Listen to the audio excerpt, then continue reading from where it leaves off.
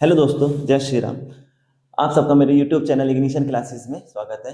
उम्मीद है आप सब अच्छे होंगे। तो आज सी प्रोग्रामिंग सीरीज की इस वीडियो में हम पढ़ेंगे कैलकुलेशन बेस्ड प्रोग्राम।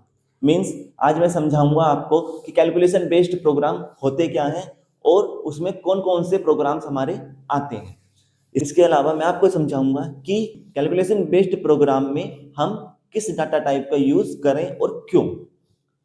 इससे पहली वीडियोस में मैंने आपको कराया है sum of two numbers, multiplication of two numbers, division of two numbers and subtraction of two numbers. उसके बाद मैंने आपको एक प्रोग्राम करवाया है जिसका ऑब्जेक्ट था एरिया ऑफ ट्रायंगल, यानी एरिया ऑफ ट्रायंगल को हम कोडिंग के जरिए से कैसे फाइंड आउट करें।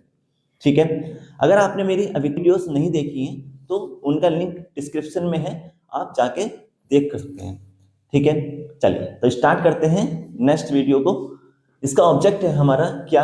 ऑब्जेक्ट है हमारा write a program to find the या calculate the area of rectangle,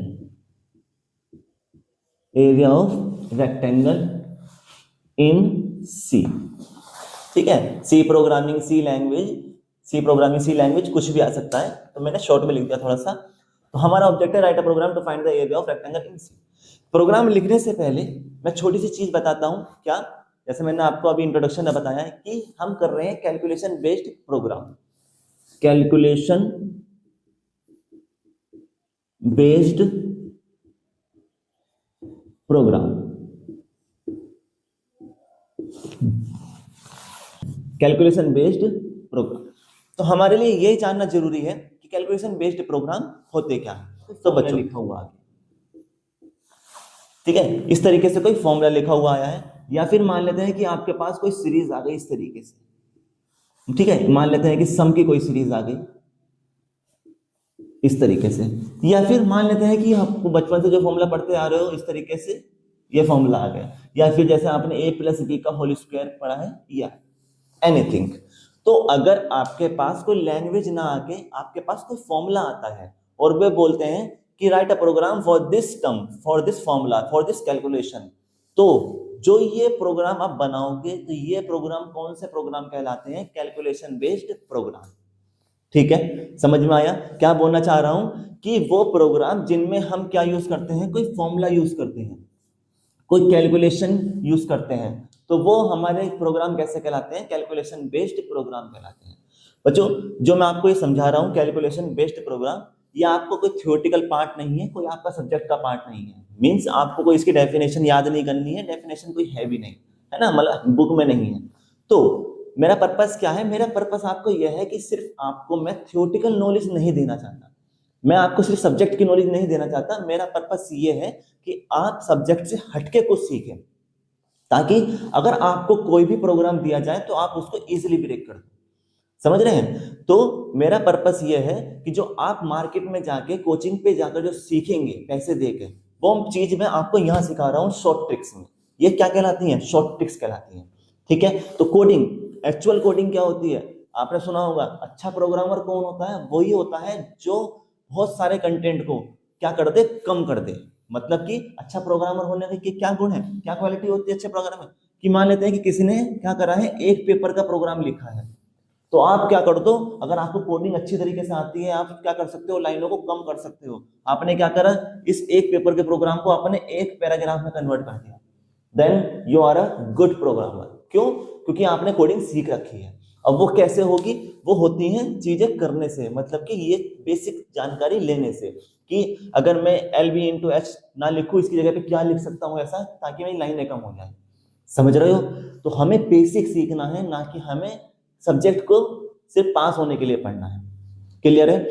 चलिए, तो कैलकुलेशन बेस्ड प्रोग्राम जब क्या होगा आपके सामने, आप सबको पूछे तो क्या बताओगे कि calculation based program is that program which run on the formula, या which is made by the formulas. जो फॉर्मूलाज के जरिए से बनाया जाएगा, या जिसमें कोई कैलकुलेशन कर रहे हैं, कोई फॉर्मूला लगा रहे हैं, तो वो हमारे क्या कहलाएंगे? कैलकुलेशन बेस्ड प्रोग्राम कहलाएंगे। क्लियर है? ठीक है, अगर कोई डाउट है तो आप मुझसे कमेंट में पूछ सकते हैं, कमेंट बॉक्स ओपन है, बेझिझक आप मुझसे कोई भी क्वेश्चन कर सकते हैं, और अगर आप चाहते हैं कि और इसको इलैबोरेट करके मैं आपको समझाऊं तो आप मुझे कमेंट में बताना, मैं इस पे एक सेपरेट वीडियो भी बना दूंगा। ठीक है, चलिए अब स्टार्ट करते हैं हम प्रोग्राम पर।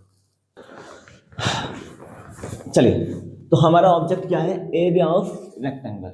तो सबसे पहले मैंने आपको स्टार्टिंग में चीज सिखाई थी, हमें 3 चीज निकालते हैं, input, output and calculation.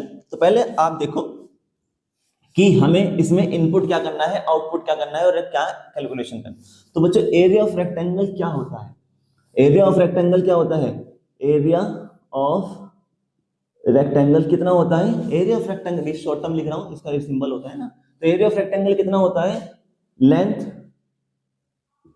Into height, ठीक है, या बेस इनटू हाइट, आप जो चाहो वो कह सकते हो।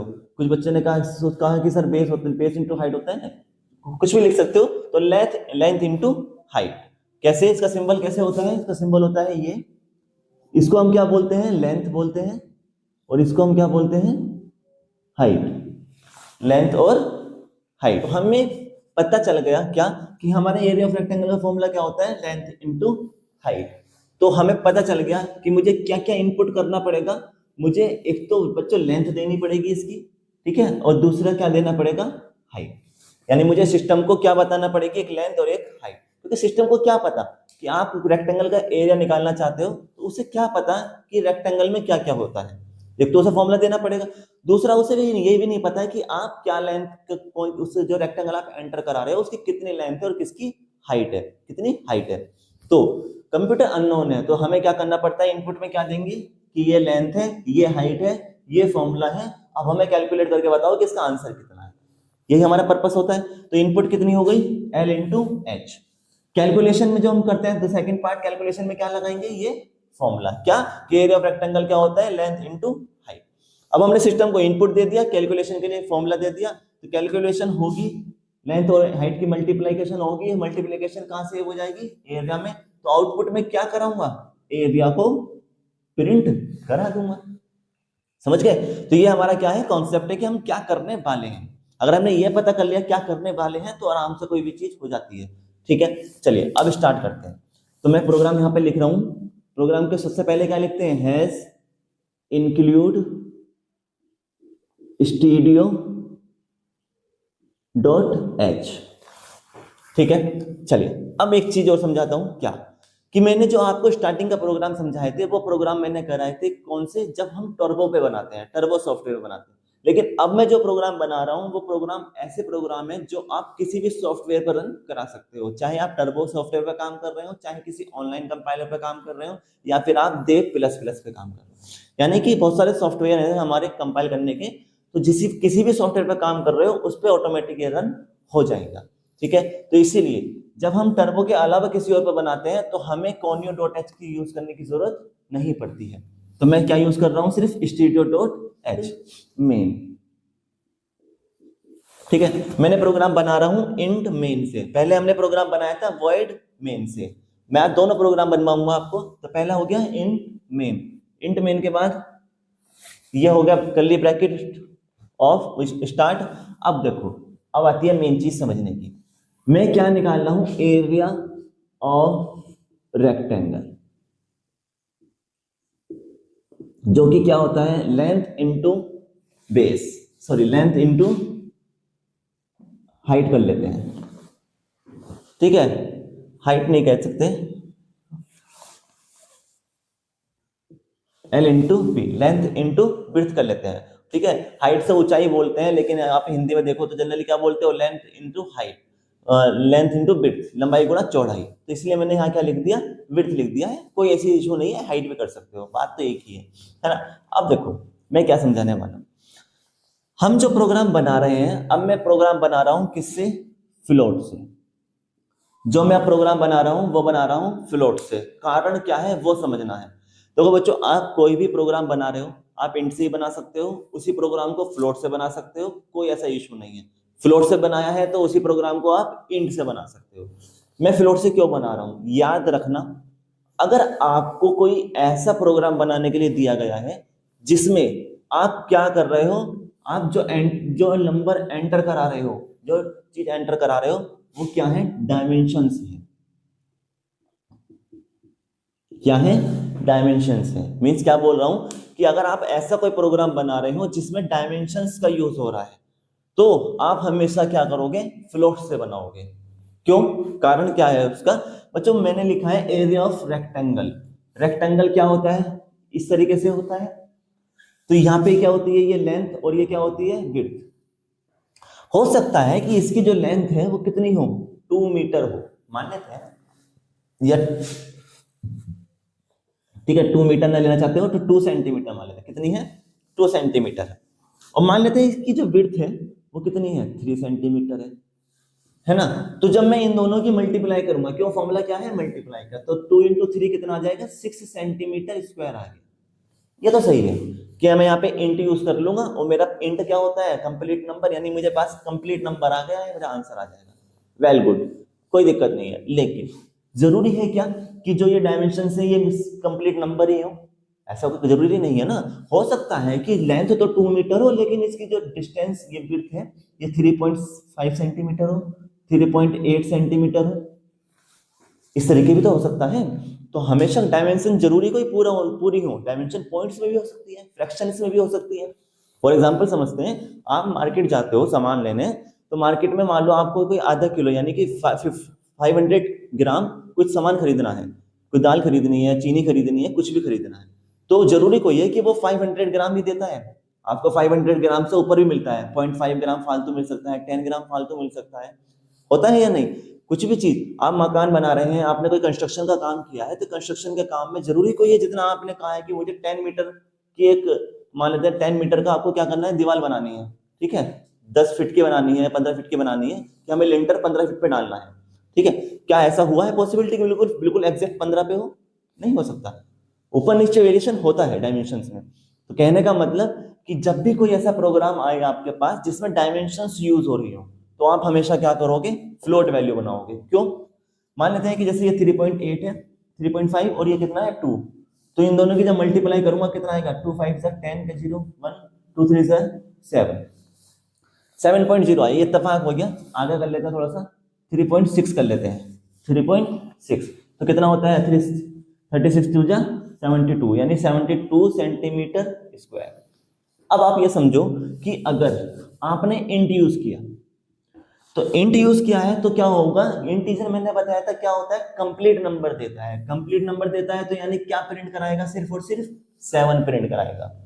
तो अगर मान लो आप कोई कंस्ट्रक्शन कर रहे हो या कुछ ऐसी चीज कर रहे हो जो बहुत इंपॉर्टेंट है, जिसमें एक एक पॉइंट की बहुत ज्यादा अहमियत है, तो क्या होगा, यहां से 0.2 छूट जाएगा। अगर आपने मान लो इसकी जगह क्या यूज किया होता, फ्लोट, तो फ्लोट में क्या होता है कि वो फ्रैक्शन वैल्यू देता है, यानी पॉइंट का नंबर भी देता है, तो 7.2 एग्जैक्ट प्रिंट होगा। होगा या नहीं होगा, तो कितना वेरिएशन आ गया, यानी कि जब भी आप डायमेंशंस अगर आपको दी हैं और हमें एक्यूरेसी की जरूरत बहुत ज्यादा होती है डायमेंशंस में, तो हम क्या यूज करेंगे, फ्लोट यूज करेंगे। बात समझ में आई बच्चा? तो ये बहुत इंपॉर्टेंट चीज है, बच्चों को यही कंफ्यूजन रहता है कि हम इंट का प्रोग्राम कब बनाए और फ्लोट कब लें। तो मैं आज वो चीज क्लियर कर रहा हूँ, इसलिए मैंने स्टार्टिंग में कहा था कि मैं इंपॉर्टेंट चीज बताऊंगा।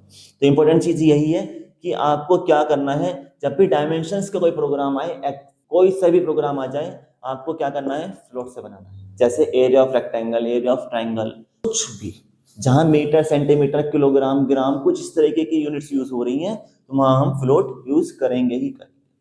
क्लियर है? चलिए आगे बढ़ते हैं। तो आई थिंक मेरे ख्याल में आपको समझ में आया होगा।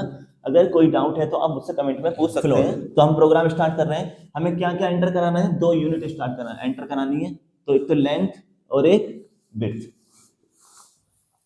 कोई कंफ्यूजन है, मतलब कोई चाहता है कि सर मैं एल और बी क्यों ले रहा हूं, तो बच्चों यहाँ पे कुछ भी ले सकते हैं।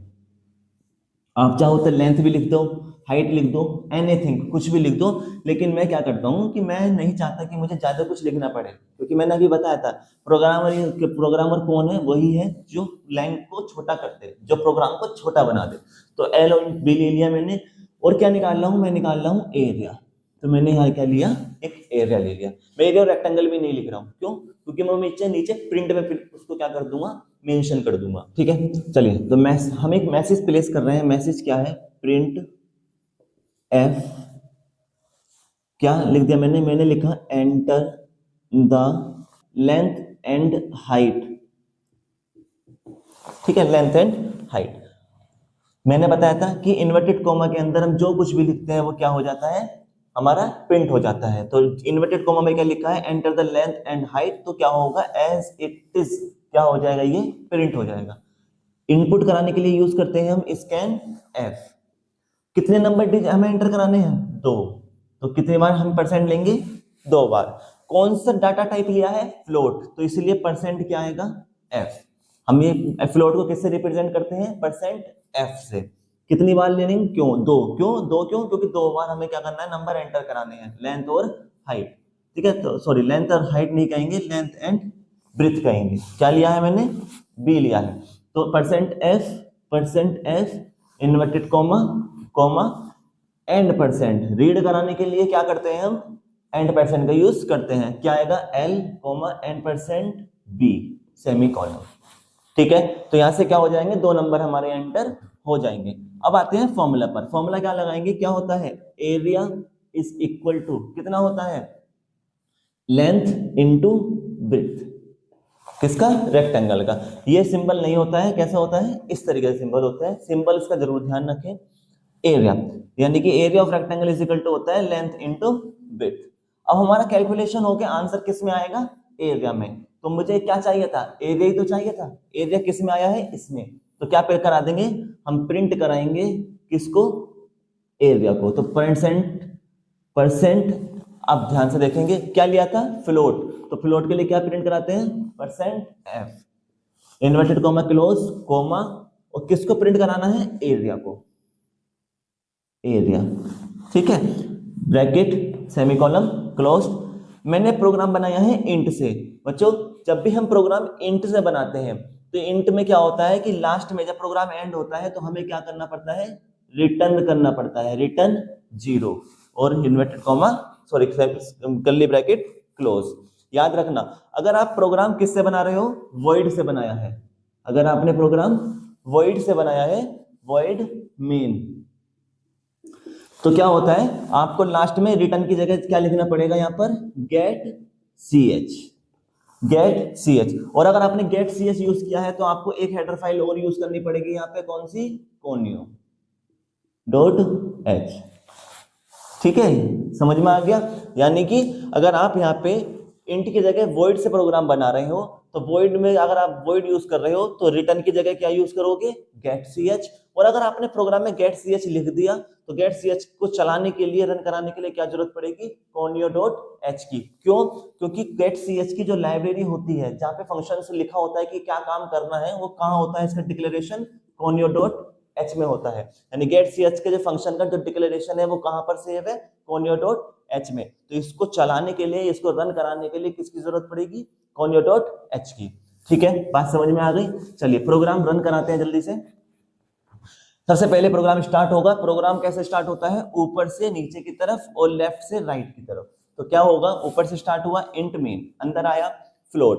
अब कंप्यूटर को पता चल गया क्या, कि मुझे ये 3 वेरिएबल एल, बी और एरिया, ये 3 वेरिएबल बनाने हैं। कौन से डाटा टाइप के, फ्लोट डाटा टाइप के। कौन से डाटा टाइप के, फ्लोट डाटा टाइप के। फ्लोट डाटा टाइप का मतलब, अब जैसे ही फ्लोट लिखा होगा वो समझ जाएगा क्या, कि इन तीनों वेरिएबल में कैसी वैल्यू स्टोर होगी, सिर्फ और सिर्फ कैसी वैल्यू स्टोर होगी, फ्रैक्शन वैल्यू। कैसी वैल्यू स्टोर होगी, फ्रैक्शन वैल्यू स्टोर होगी।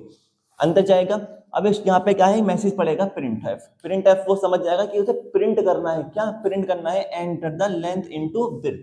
तो क्या होगा, ये पूरी लाइन क्या हो जाएगी, प्रिंट होके आ जाएगी। इन्वर्टेड कॉमा के अंदर जो कुछ भी लिखा होता है वो प्रिंट होके आ जाएगा। करेंगे, हमसे वो पूछेगा कि बताओ enter the length into B, तो हम लेंथ एंटर कराएंगे और ब्रेथ एंटर कराएंगे। मान लेते हैं मैंने लेंथ कितनी दी है, 2.5।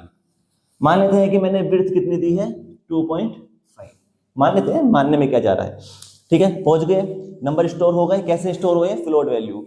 अंदर जाएगा नीचे, और यहाँ पे क्या होगा, उसे पता चलेगा दोनों की क्या करनी है, मल्टीप्लाई। एल में कितना है 2.5, बी में कितना है 2.5।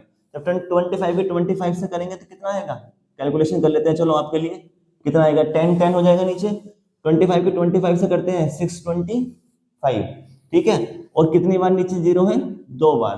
तो कितना आ जाएगा इसका 6.25 एग्जैक्ट। तो यानी कि एरिया में कितना आ गया हमारा 6.25 पहुंच गया। हमें क्या निकालना था, एरिया ऑफ रेक्टेंगल। क्या आया है एरिया ऑफ रेक्टेंगल मल्टीप्लीकेशन होकर 6.25। तो जो आंसर आया उस आंसर को तुम्हें देखना भी तो है, देखने के लिए क्या यूज करते हैं, प्रिंट एफ।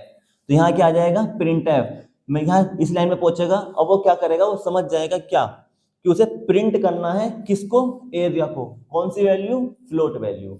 यानी कि वो समझ जाएगा प्रिंट है, प्रिंट का मतलब होता है प्रिंट करना है, क्या करना है, फ्लोट वैल्यू प्रिंट करनी है किसकी, एरिया की।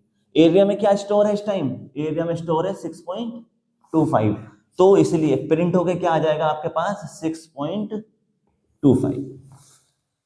तो हमारा एरिया निकल के आ गया।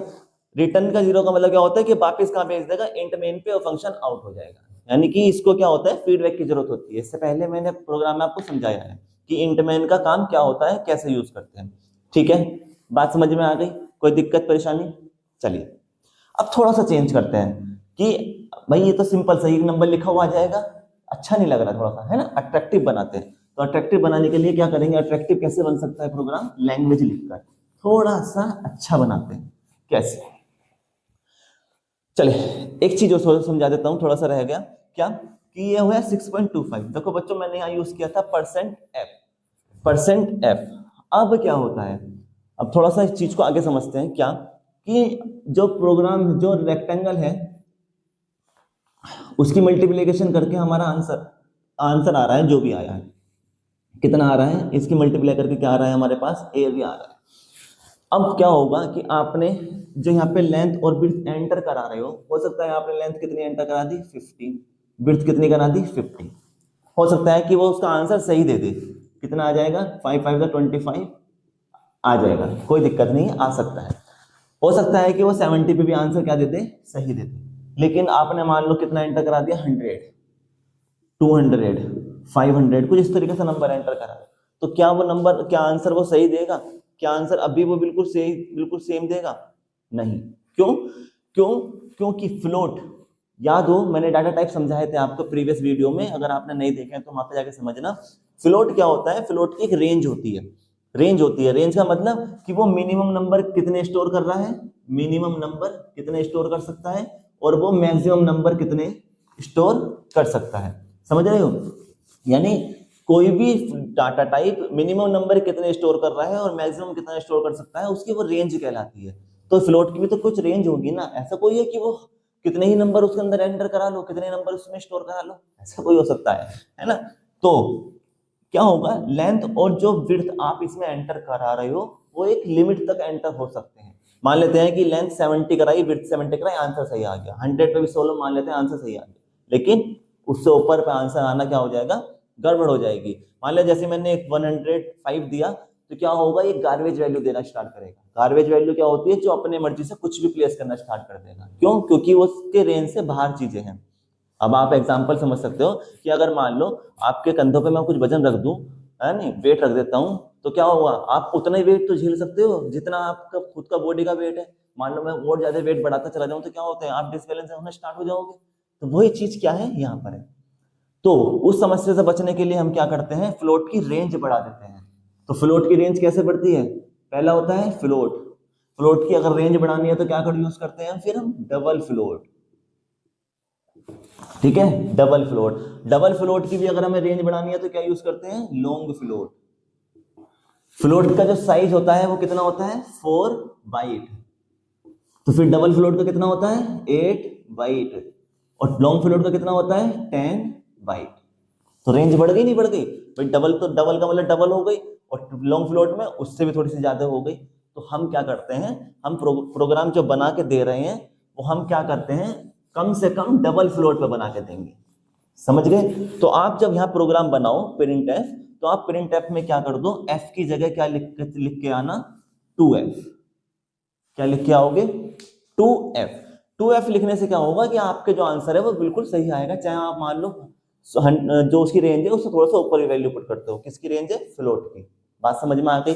अब आते हैं, अगर आपने 2f लिखा है, मान लेते हैं कि जो आपका ये एरिया आया है, इस एरिया में मान लेते हैं कि जो वैल्यू आई है वो कितनी आई है, 6.25 आई है, अभी मैंने करा था।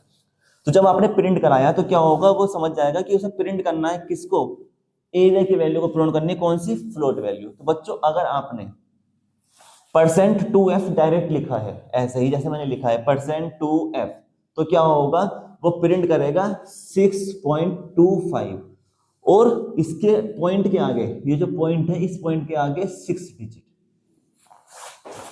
6 पॉइंट के आगे 6 डिजिट। कब, जब आप सिर्फ क्या लिखते हो, 2f लिखते हो, %2f, तो क्या होगा, पॉइंट के आगे आपके 6 डिजिट आनी ही आनी है, चाहे पॉइंट से पहले 3 डिजिट क्यों ना लिखी हूं, उसके बाद भी फिर भी 6 डिजिट आपकी आएंगे ही आएंगे, ठीक है, कम से कम।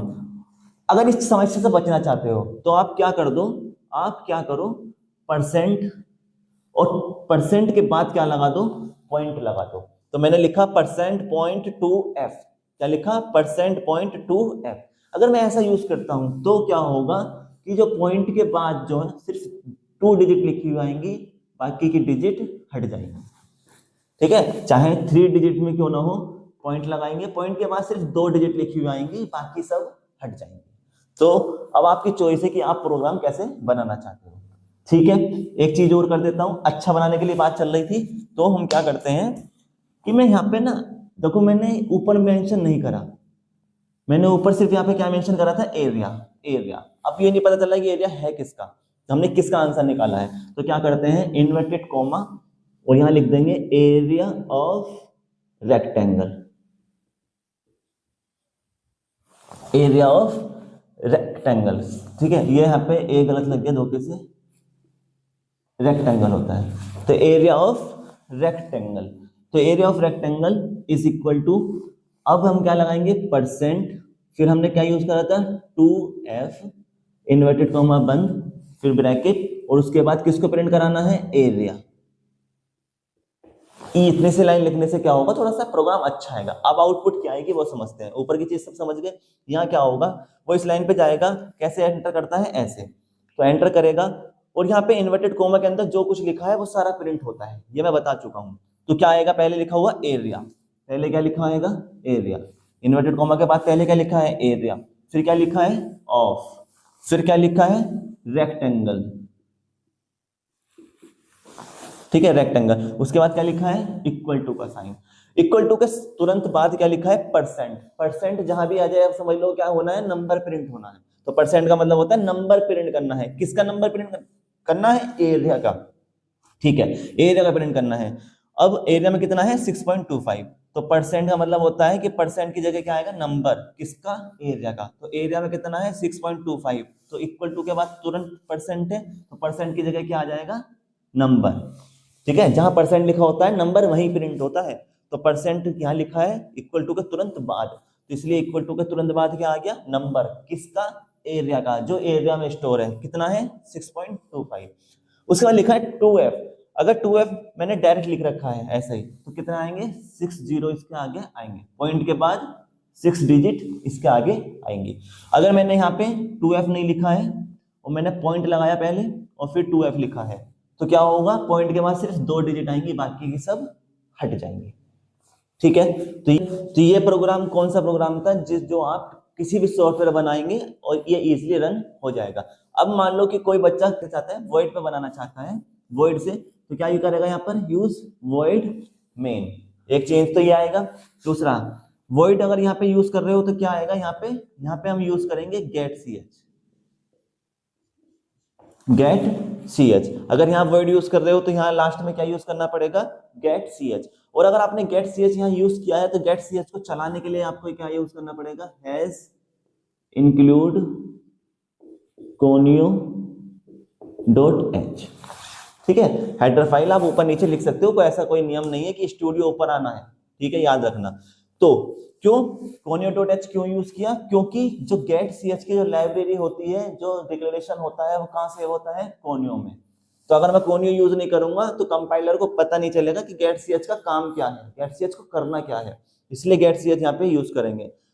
प्रोग्राम बाकी सब सेम है, आउटपुट यही आएगी, तरीका वही है सब, सिर्फ गेट सी एच क्या करता है, गेट सी एच का काम होता है कंप्यूटर की स्क्रीन को होल्ड करके रखना। अगर मैंने गेट सी एच नहीं लगाया, प्रिंट एफ करा और ब्रैकेट बंद कर दिया, तो क्या होगा, कि कंप्यूटर की स्क्रीन पर आउटपुट शो नहीं होगी। क्यों? क्योंकि आउटपुट आएगी नहीं, स्क्रीन भाग जाएगी तुरंत। तो इसलिए उस स्क्रीन को रोकने के लिए, ताकि मैं आउटपुट पढ़ सकूं, तो इसलिए यूज करते हैं हम गेट ch। ठीक है, चलिए। तो बच्चों ये प्रोग्राम था किसके बेस पर? कैलकुलेशन बेस्ड प्रोग्राम था, जिसमें मैंने आज आपको बताया कि एरिया ऑफ रेक्टेंगल कैसे निकालेंगे। इसमें मैंने आपको दोनों तरीके समझाए कि इंट से अगर हम प्रोग्राम बनाते हैं, इंट मेन से, तो कैसे बनेगा, और अगर वॉइड मेन से बनाते हैं तो कैसे बनेगा। अगर आपको प्रोग्राम अच्छा लगा है, प्रोग्राम समझ में आया है, तो कमेंट बॉक्स में जरूर बताना। ठीक है, अगर आपकी कोई क्वेरी है जिससे कमेंट बॉक्स में पूछ सकते हैं। प्रोग्राम आपको कैसा लगा ये आप जरूर बताना। ठीक है, वीडियो अच्छी लगी है तो वीडियो को क्या करेंगे, सब्सक्राइब करेंगे, लाइक करेंगे एंड शेयर करेंगे अपने दोस्तों में, ताकि वो भी प्रोग्रामिंग सीख सके। इस आने वाली वीडियोस में आपको मैं अब पॉलिटेक्निक और बीटेक से जुड़े हुए जो कॉमन सब्जेक्ट है उनके बारे में बताऊंगा। यानी कि अब मेरे इस चैनल पे आपको पॉलिटेक्निक और बीटेक से जुड़ी हुए जो कॉमन सब्जेक्ट है, जो आप फर्स्ट टर्म में पढ़ते हैं कॉमन सब्जेक्ट्स, उनकी वीडियोस में लेके आने वाला हूं। जिसमें बहुत जल्दी मैं आपके लिए मैथ की वीडियोस लेके आने वाला हूं। ठीक है, चलिए तो मिलते हैं नेक्स्ट वीडियो में। जय हिंद।